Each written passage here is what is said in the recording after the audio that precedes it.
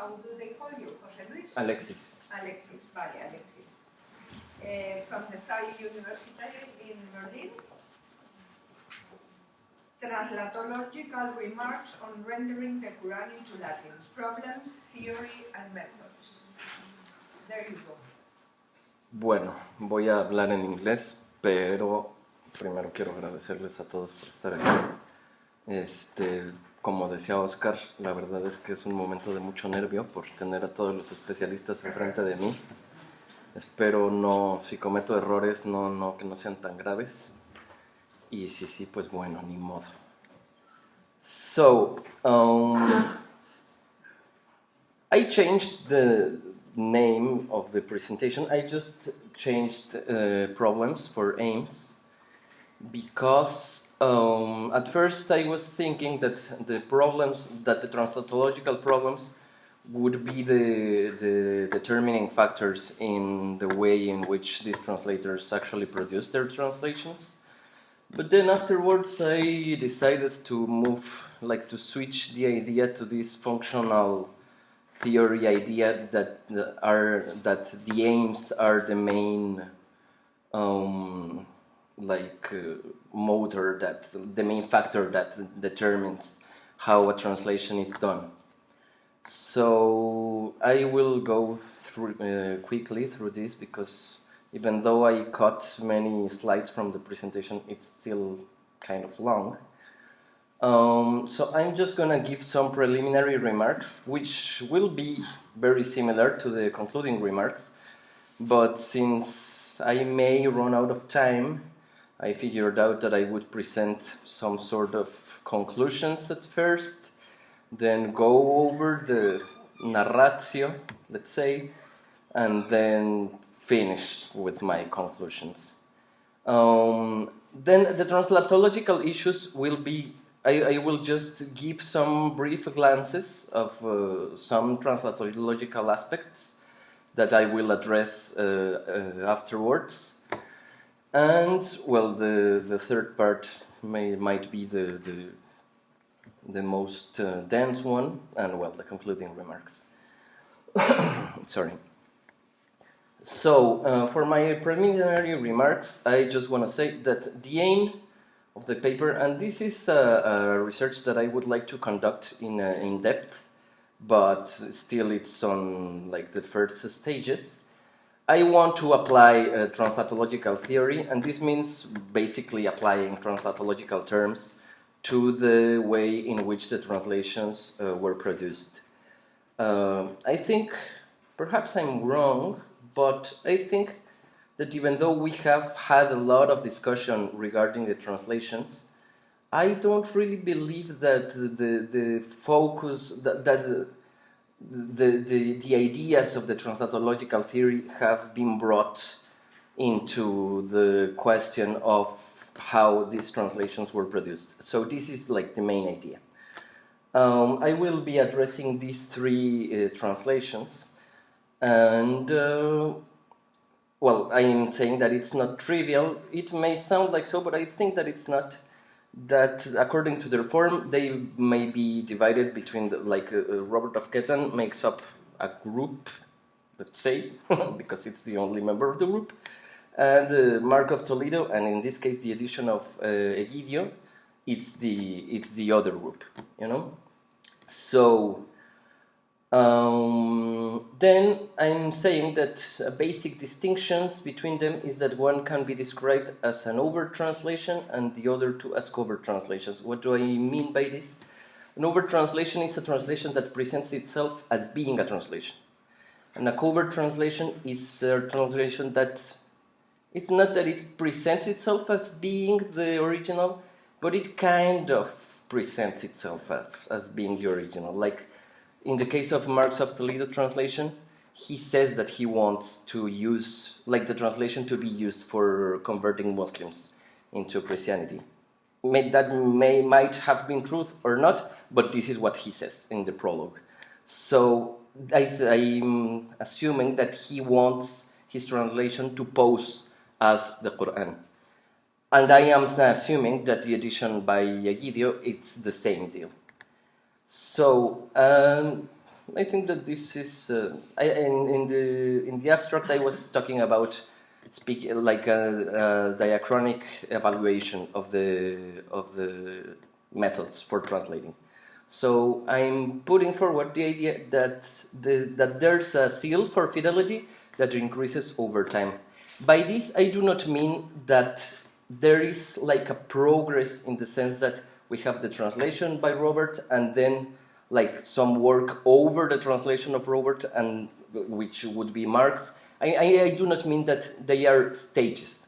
I just mean that we can watch independently how the fidelity, how the translators develop themselves an increasing interest for being like to having to delivering a faithful text.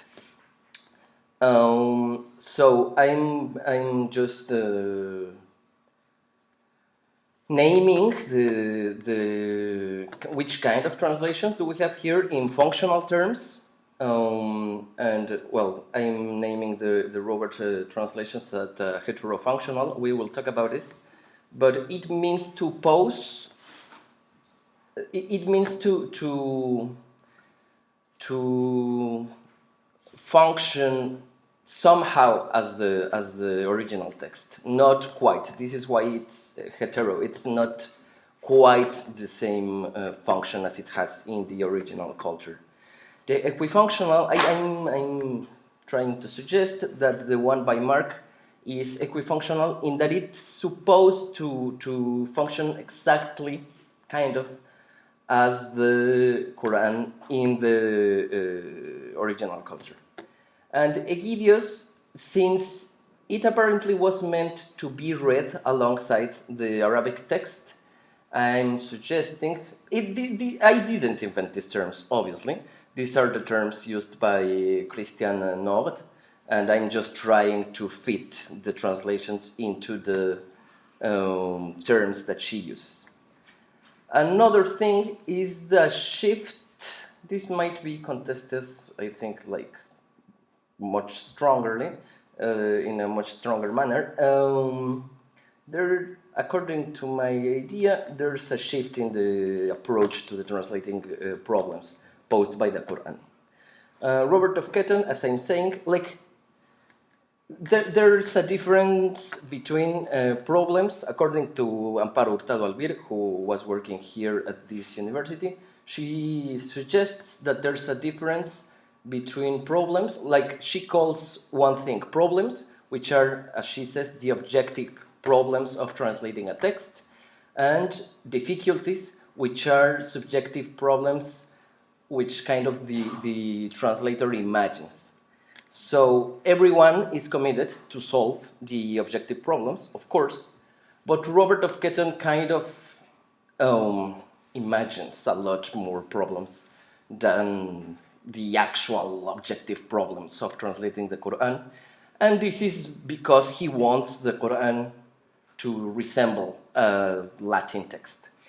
Mark identifies these same difficulties, but he does not intend to solve them. He actually sticks very closely to the form of the text. And we don't know about the problems with Egidius' version. I'm referring to it as Egidius' version since I'm considering that it's the version corrected by Leo Africanus. It's not only the version made by Juan Gabriel, but it also includes the corrections by Leo.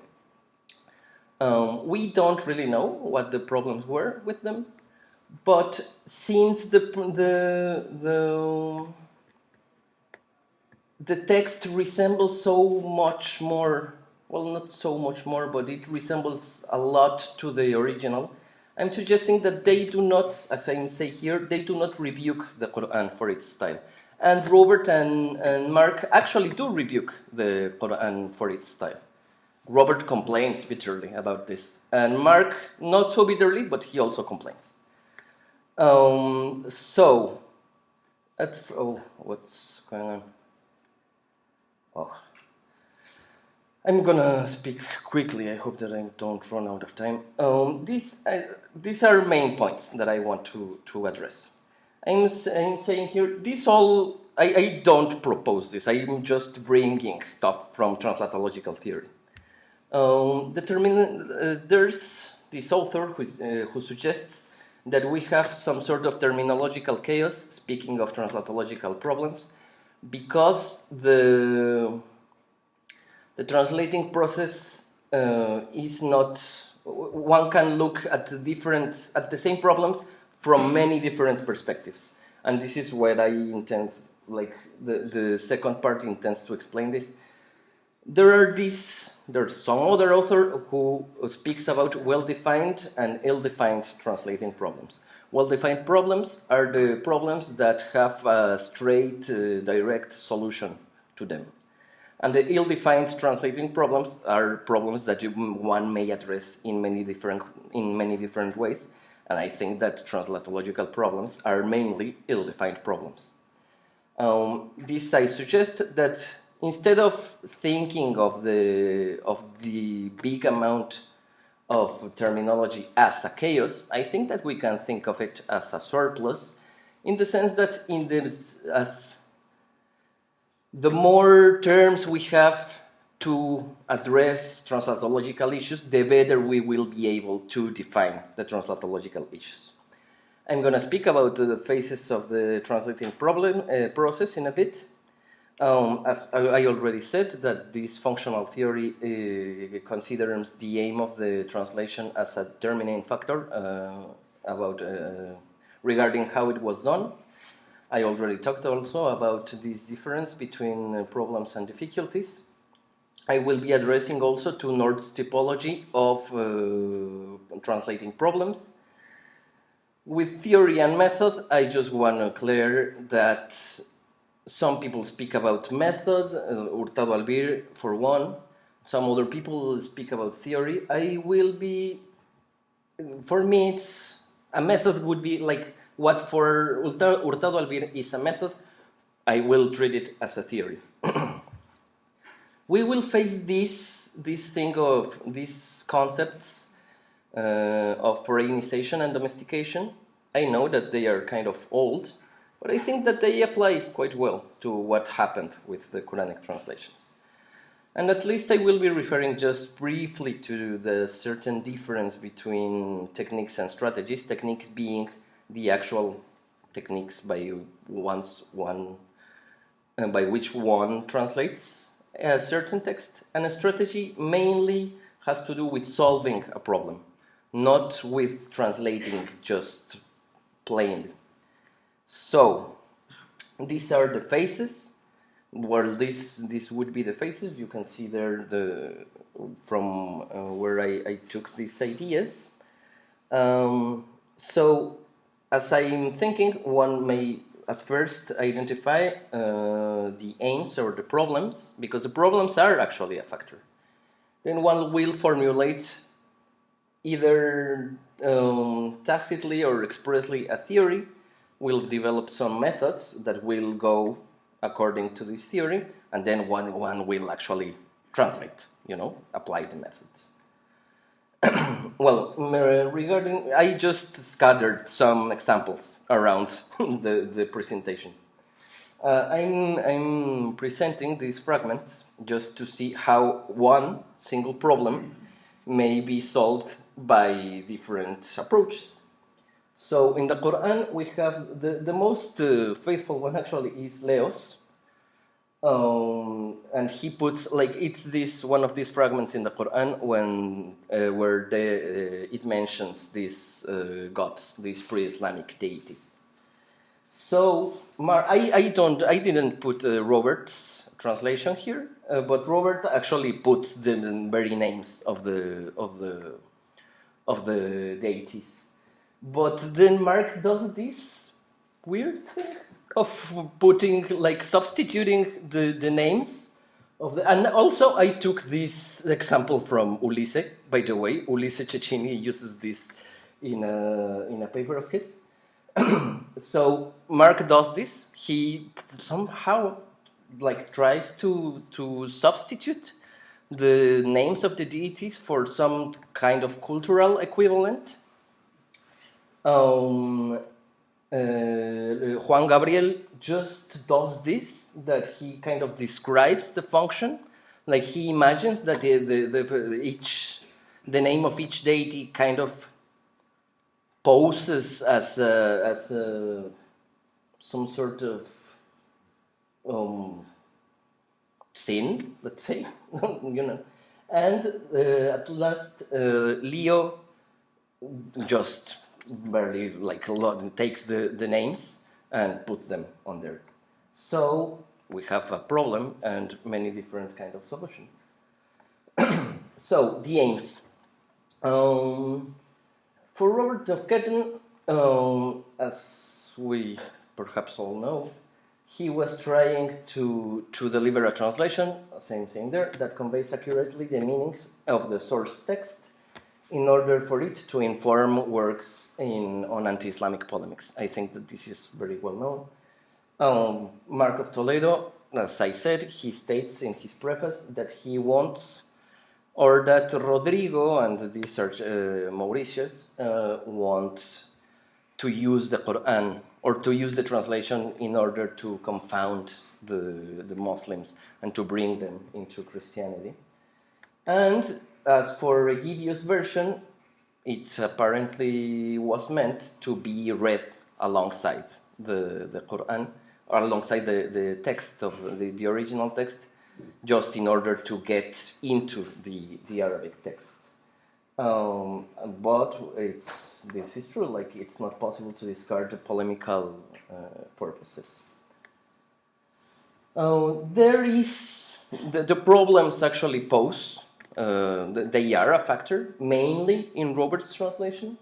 So, while Robert's choices are determined not only by his aim, but also to a high degree by the difficulties he faces for translating the text, the theories developed by both Mark and Egidio's team seem to be determined mainly by the aims they pursued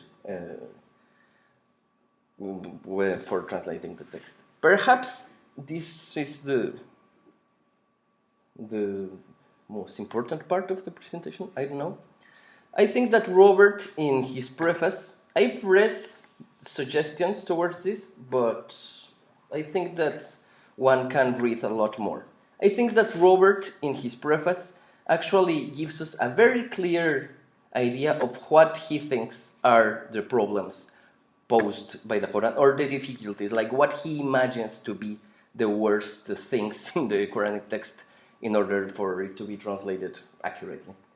So he speaks about this incómoda, and he speaks about three things, about eloqui penuria, scientia tenuitas, and then he gives us this like Ciceronian third term all amplified, and But basically he's complaining that he has to translate something, like as Oscar said, removing the veil of the Arabic language. But he has to do this, he has to perform this act of transforming or removing the veil of the Arabic language to a materia, to a thing, that is its vilis and dissolubilis and incompaginata. And I think that he actually means very, very, very specific things with these adjectives. So I just put in here what do I think they mean, like eloquent penuria, scarcity of eloquence, like the style, it's all wrong, or it may barely be some sort of style in it. The tenuity of knowledge, this took me a while to understand, but I think that he means that, the content of the Quran is not relevant to him. So he's trying to pick stuff from inside the text. He's looking for the real content, let's say. And this last one, I think that he means that the Qur'an is kind of loose in a way, like it's not a straightforward speech that gives us like an introduction, and like you perhaps have all read the Qur'an, so you can notice that it goes bit by bit. It says something, and then it says something else, and then it says something else. So I did this like chart So I think that one can see the problems, like he identifies the problem, like eloquent. What does he mean by this? I think that he means that there is a lack of hypotaxis, that he actually looks at the sentences and they are just all put one after another with no really logical connection among them. So I think that this he means by eloquipenuria. And he is speaking about a certain specific rhetorical domain, as I believe, and he is speaking that the Qur'an has problems in its elocution. And according to Nord's typology of problems, this is a linguistic problem. It's a problem posed by the very form of the Arabic language used in the Qur'an. The second one, the Translatological, I think that it refers to truthful content, as I said. This would have to do with the inventio, like the ideas. There's a problem with the ideas used inside the text of the Qur'an. According to Nord's typology, this would be a convention-related problem. And I mean that it would be a convention-related problem because I think that, like, Robert doesn't believe that the Qur'an is a sacred text. So he interprets it in this way. Like he has... I'm not saying that he doesn't have respect for the Qur'an. Perhaps he don't. But at least he doesn't have the respect that Muslims have towards the Qur'an, clearly. And the third one, which I call, like, I put out this word, materia incompaginitas, there's a loose thematic connection in the contents of the Qur'an. This has the rhetorical domain. This is a problem with the disposition of the text, and according to Nord's typology, it's a text-specific problem. It is a problem with how the Qur'an is formed. Sorry. I just wanted to include this quotation about the materia incompaginitas of the Qur'an, and yeah. As you can, like, most of the surahs consists of several segments of pericopes that are only loosely connected, often with little or no apparent connection of thought.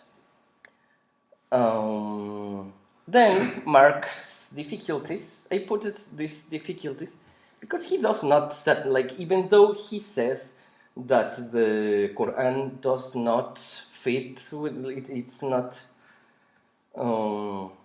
Its rhetorical mode, it's not in tune, let's say, with the sacred scriptures.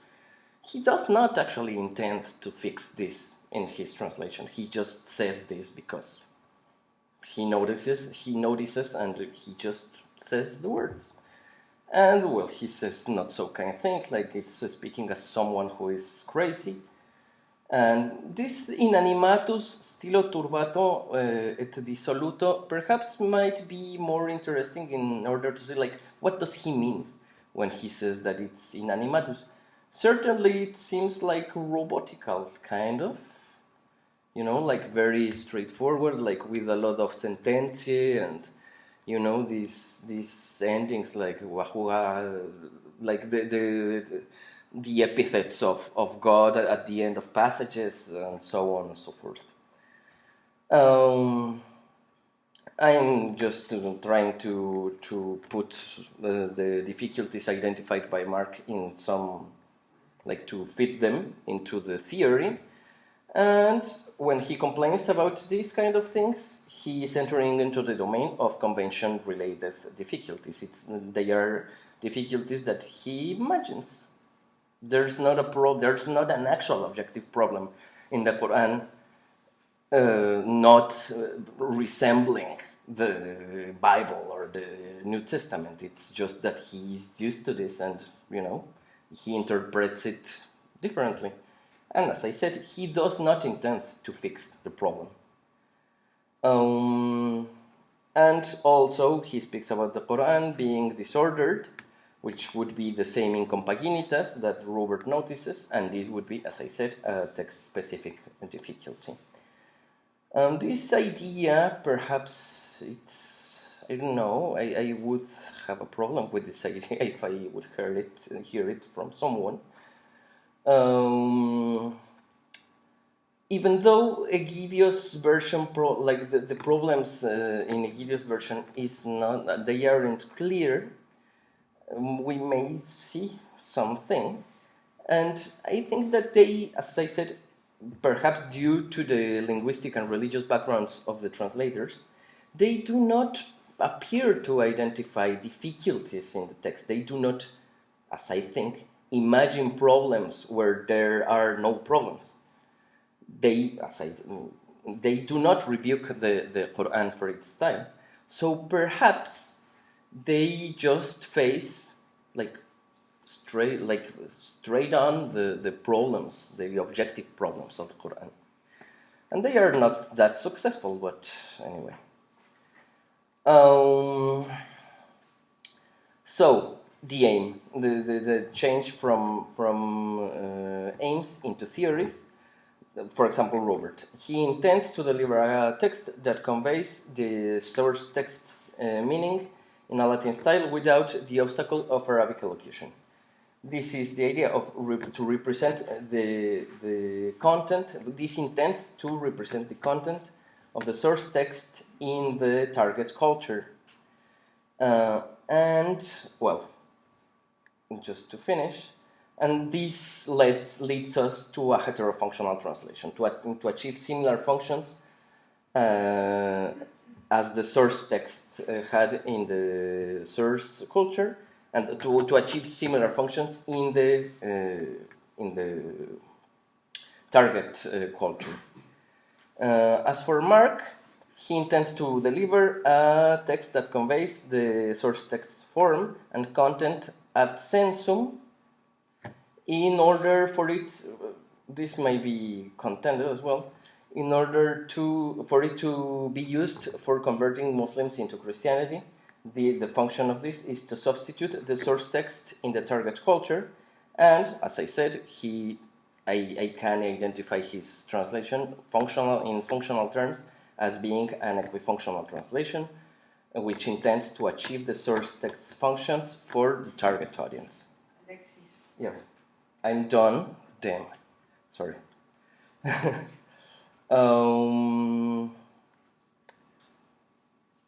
Okay. I put just this example to see what Robert does. He changes the text quite clearly. Here we have the translation of the Qur'an into English. And he just inserts, he transforms the content of the Qur'an from an Arabic elocution with paratactic techniques into a Latin one with hypotactical ones. And he inserts glosses such as per invidiam, which appears in the Vulgata and also in the comment by At-Tabari. And just to compare Mark's translation to the version by Egidio, Mark, even though he is very much literal, he's not as literal as the translators of Egidio's version. I just put here all the instances in which we can see Mark actually trying to insert a Latin style in his translation, like to imprint a Latin style to the Qur'an. And here we see just the pure Quranic elocution. And we can see this ut lumen ad iteretur lumini. It's this word lux super lucem, nurun ala nur. So he is very much, this version is much more close to the original one. And I will be done with that. Thank you.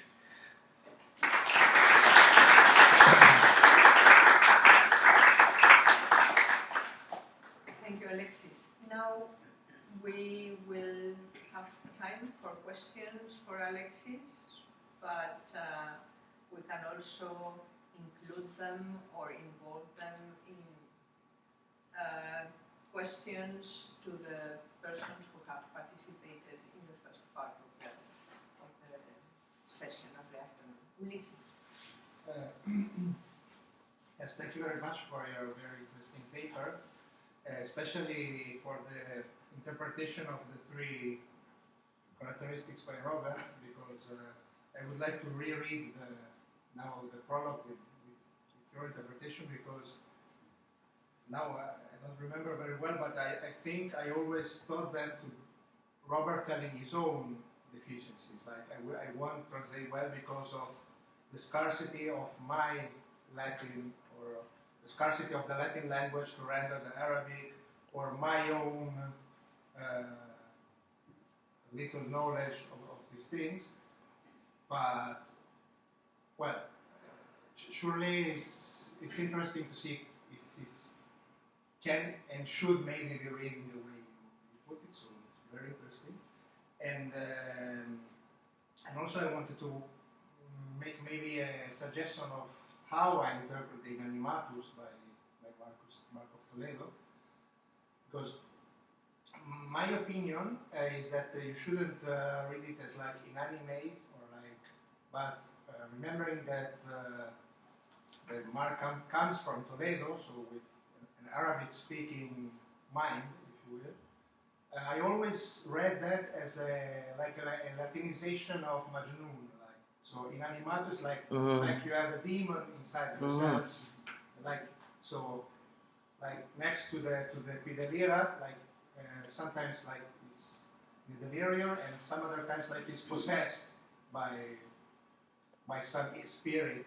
Also thinking of what he says about the life of Muhammad, and like he was faking the feats. So that was always my interpretation of the Animatus. Maybe you can think about it. I'm thinking about Mark's medical background. Perhaps he actually intends to say something, like to make a note about this idea that Muhammad was epileptic. So this is a very interesting idea for sure, yeah. Olivier. Oui, merci. Est-ce que dans la différence entre Robert et Marc, il n'y a pas peut-être aussi tout simplement le rapport à la philosophie du langage, parce que ces deux personnes ont une philosophie du langage.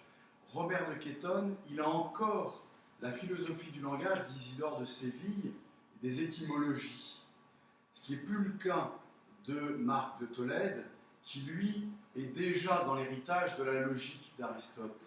Et les adjectifs que vous avez montrés sont des adjectifs qui correspondent exactement à ça.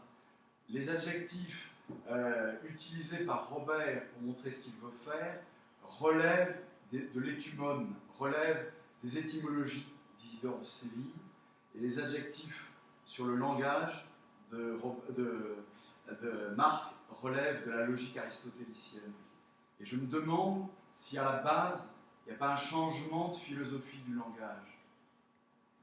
Can I get some help, please? Because I don't really understand everything. I understand some. Talk about that after, because yeah, the question is whether you have two very different approaches. Robert would be more in the continuation of Isidore of Seville, and that whole tradition of looking at the etymologies of words, and that Mark would be much more in the Aristotle's tradition, where you have a very different approach to language. Is that something you see? I don't really know. I would have to think a lot more about this, because as for the Aristotle part, I'm not quite sure. But I don't, like in Robert, I don't really see some sort of connection to how Isidore presents his etymologies. But I think... Rather the rhetorical vocabulary, the rhetorical categories. That this is older stuff than the adjectives used by Mark. Inanimatus could be Aristotle, for instance. Even though it could also be could also be medical vocabulary. I mean, delivamenta, Yes, for sure. Typical things of rhinitis that you find in Avicenna. That it would be much more physical in a way, perhaps. Tom was asking for the word, and then Garcia. Tom. Thank you for the presentation, and I just wanted to say, first of all, I think it's a really good idea to try to bring this translation theory to these translations. It's something that, when I wrote about them, I read a fair amount about and tried to draw on a little bit, but only just touched on, and I think there's probably a great deal to be gained by taking, as you're doing, taking modern systematic thought about translation and applying them to these translations. So I really liked the project that you're launched on. But I have a question, though, about, and it's just something to think about the way you use the prefaces to these two works. I don't remember where he does it, but Norman Daniel somewhere said that both Robert and Mark, having translated the Qur'an, then each wrote prefaces that distanced themselves from what they had done. And I, when I wrote about them, I kind of felt the same thing. That, in other words, they both were caught up in the process of translation. They hadn't thought very much about what their methods or their theory was going to be to start with. They just did their work. They produced the translations. The translations themselves, though there are these points, as Oscar pointed out, where we can find polemical tinges to what they did.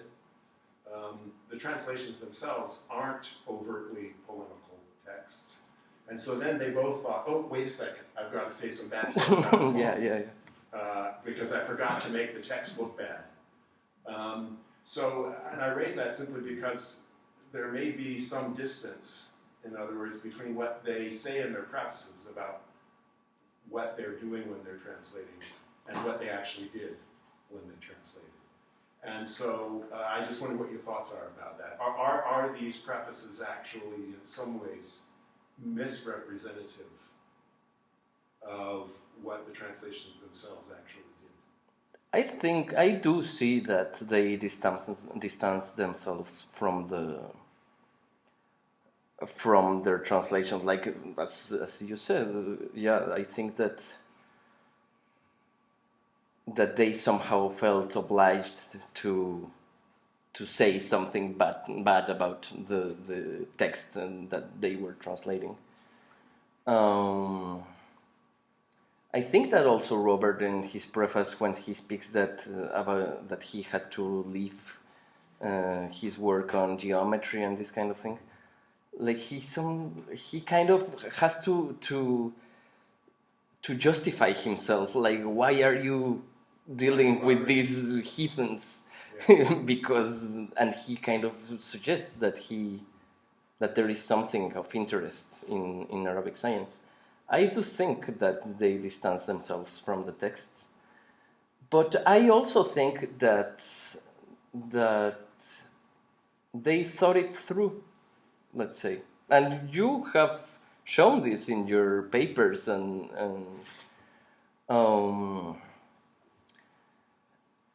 that they have this philological approach in their use of the tafsir, for example. I'm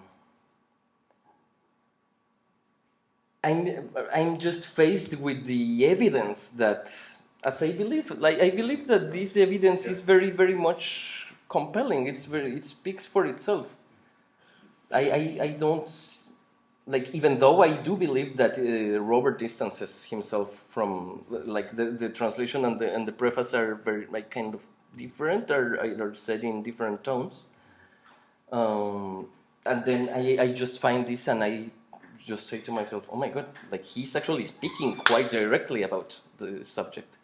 So, but I agree that they distance themselves from the thing, but they still have something like they inseed in these ideas inseed in the translation in how the translation was done. Thank you. Thank you. Yes.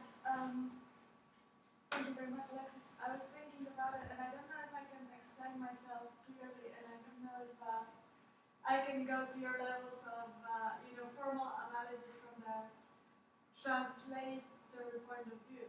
But of course, we cannot analyze a preface where there is no preface. So if you're talking about Egidio da Viterbo's Qur'an, we don't have that much trace of the two translators. But I agree with you that the problem was not the Qur'an itself or its style. But the problem for them, in my view, was the target language. And maybe if you can flip your theory, and then you could maybe get some results. If you can, for example, use the transliterations as the signposts of problems in the text, but analyzing rather. I don't know if I can explain myself, but I kind of understand that something. would be a clear signpost that there was a problem. If I may, Yeah. there is a problem, for example, with transliteration. Like I have. Because transliteration is not really a translation. But No, I did this chart and I in. think it shows very clearly that you have no problem with the Arabic text, and it also shows very clearly that you do have a problem with finding an equivalent, in the target culture. You can see it in the letters, actually, in how, either Juan or Leo transliterated the Al-Muqatta'at. You can see, for example, that he uses sit either for thought or for seen, or for some reason he changes ha into sit. So these are problems for sure that shouldn't be dismissed. So this is also a very interesting idea, for sure. That at least this would speak that they are looking for problems in some other place. Rather than actively looking for problems, encountering problems with the translation. Yeah, this is why I was saying that they face the objective problems, because they do not imagine problems being there. They just translate the Qur'an and find the problems. And I think that Robert, for example, he already has invented himself a problem that he has to solve, even though this problem may not be there. But thank you. Alexander. Yeah, just thanking you first, but connecting also your talk to what Oscar explained before, and the necessity maybe to get a broader picture, taking also into account anti-Jewish polemic. Just wanted to add that in the Latin translation of the Talmud, we have a very similar prologue. And we have a prologue that speaks of denudatio, which is also a term that is recurrent in anti-Muslim polemics, and that then goes on to go very, very deeply into philological problems of Hebrew, speaking about transcriptions, of transliterations, speaking about the obscuritas of the Hebrew language. And that's a bit the question, or what I'm going at. A very important idea in this very philological preface to the Latin translation of the Talmud, is actually a canon law, in the sense that this translation is understood as a witness. It's a witness in a process against rabbinic Judaism. It's a testis. And the idea of this text, of the translation itself being a witness, of course imposes very strict philological requirements on it. No. And I was wondering whether, because you were speaking of the increasing zeal with regard to faithfulness, whether there may also be in the Talmud case, it's clear, it's an increasing juridification of the situation of the Jews. And their philology and canon law go hand in hand and determine actually the way that this text is translated. And I'm wondering whether you can, whether they, I mean, what you say about what you're saying about the Ovid translation, it's a bit like a bad simultaneous translator in a crime. I mean, you just say what the person who is declaring, making its deposition says. A bad one would say, he says that, no? And that's the distancing that you mentioned before. No? So I'm wondering whether you can see some of these concerns of faithfulness and the value, the legal value also of what they produce. I think that this can be seen, kind of, I would have to look more into it, but perhaps between like speaking about the difference between Mark's version and Egidio's edition, because they speak very differently, like they would be two very different witnesses, let's say, like Mark's perhaps would be a witness that actually wants to do the witnessing, and like Egidio's edition was just there, like just trying to convey to the best of his abilities what was there in the original. This remembers me something else that they didn't perhaps have in mind, but in Islamic tradition they tend to praise the memorization of the Qur'an, and they say that the Qur'an will testify for you, like when the end of the days come, the Qur'an will be will testify in your favor.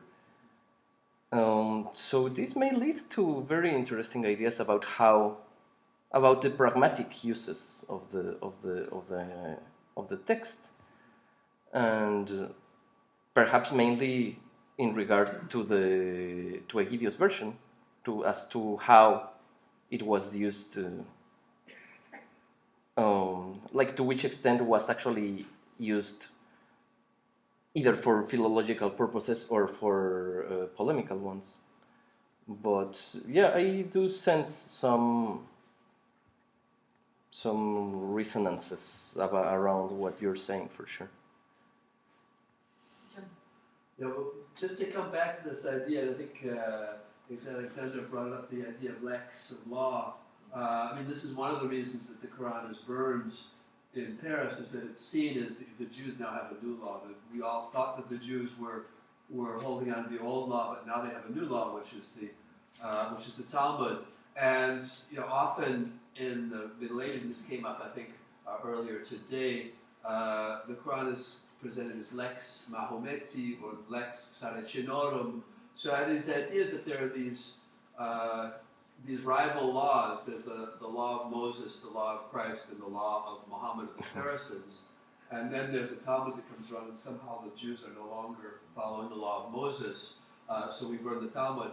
And a couple weeks ago in Paris, Jan Lope had shown us an image of a Protestant sort of polemical image where you see the Protestants, the real Christians, threatened by these troops of papists who are holding up Gratian, which is their law, and the Muslims, the Turks, that are holding up Al-Quran, which is their law. So we very much have this idea of competing laws.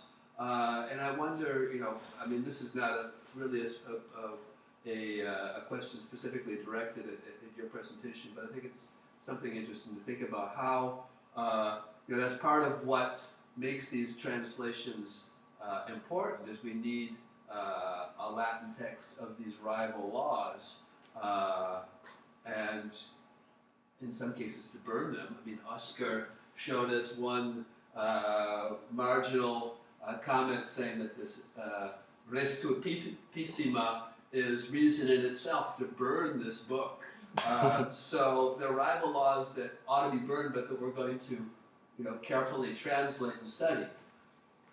I want to say that perhaps the fact that Robert called his translation Lex Saracenorum has to do with this, and perhaps it will confirm that it could be interpreted as being a heterofunctional translation, in the sense that it is meant, even though it's an overt translation, it is meant to pose as the lex. It won't have the holy, like the sacred, place that has in Muslim culture, but it will pose actually as you said, as the competing law, like the law of the competence of the enemy, kind of,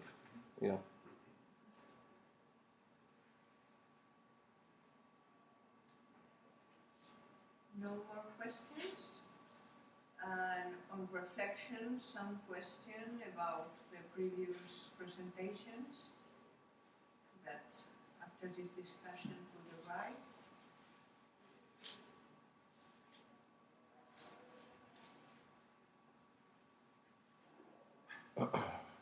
Two questions. Sinel?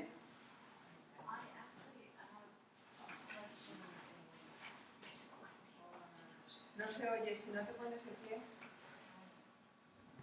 Yo tengo una pregunta para Pero se ha ido. Pues nada.